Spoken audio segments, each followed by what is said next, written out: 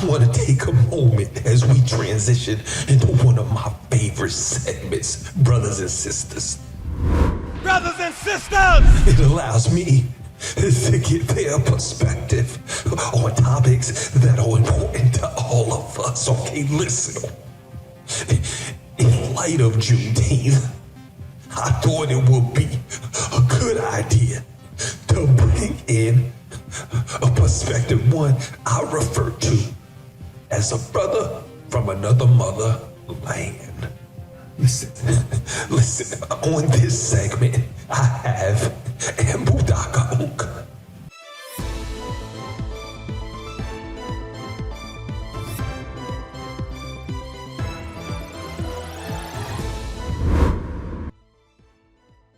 Today's show is somewhat of a controversial show. It's a show that represents us, and that is why I asked this question about Juneteenth, okay? Is it a mockery, arrogance, or is it a righteous thing to acknowledge a day that acknowledges a historical event? Let me correct myself. That celebrates a historical event. Now listen, let me get my senses together, because this kind of makes me mad.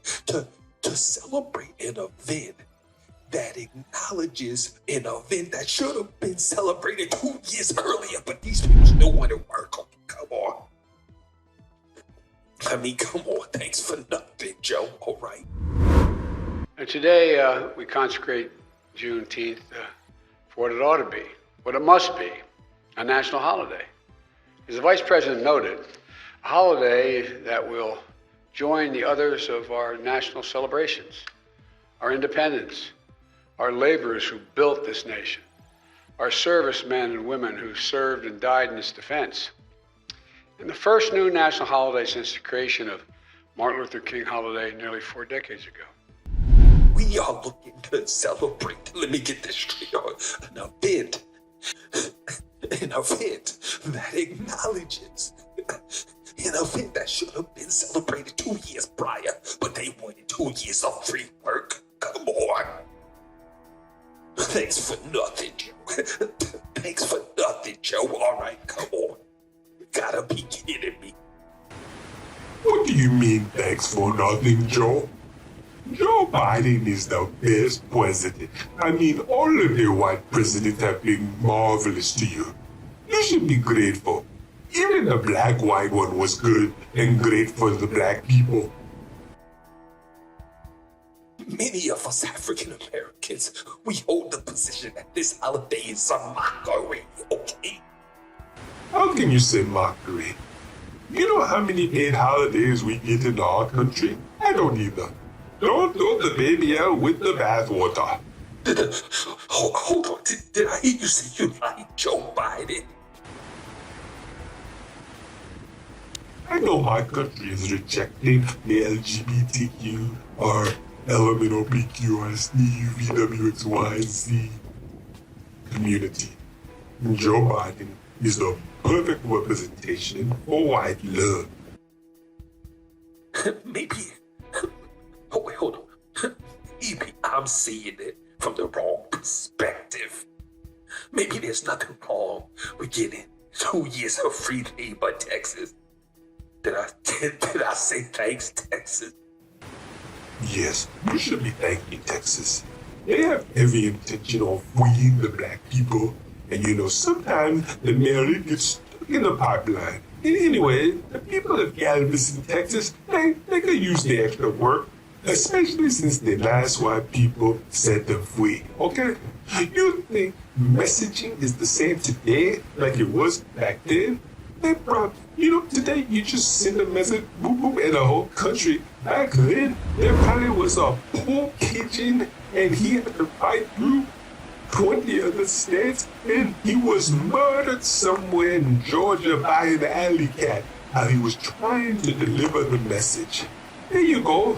There's your explanation. Anything could happen. You can't blame the good white people for the fact that the message was not delivered. They intended to deliver the message, okay? They would never do a thing like that. I mean, come on. were not the savages, they were the civilized people. Everybody knows that.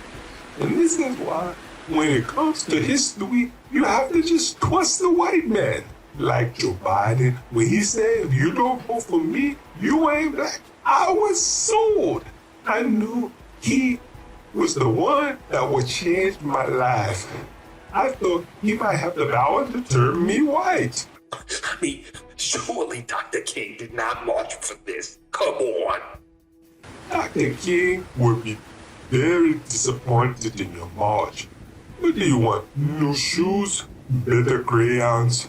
To draw your protest signs? Although Gandhi deeply probably detested your people with Desh and wished death upon you and all of your descendants, I'm sure he was envious of your tenacity to conjure up a good march and get some exercise to combat the diabetes that you create with your eating habits. Now wait a minute. As my Uncle Miller used to say, what brand of nigga is you? Exactly. I am not the nigga at all. Like my great the homie grandfather said. Give us your cheap musky guns, your wine, and get these niggas out of my face before I cut their heads off. And most importantly, don't forget their white women. I know, as you could say, and to answer that question, because I am not a nigga. Okay? I am not a nigga. Now you may have heard me use these words many times, but ladies and gentlemen, I am flabbergasted. That is a good word. When are you going to realize that the white man is good and the black man is bad? The white man, he make very fair deal. Well, one thing we know, I guess we know how you guys get all the business, right? Before you go, let me ask you, are Africans told not to interact with African Americans when they get here? I mean, come on. Why would you ask me that? You have to go to Homeland Security for that. I mean... Well, there you have it, ladies and gentlemen. We are enlightened to the old cliche.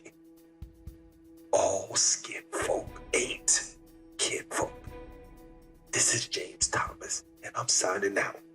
Brothers and sisters! We out.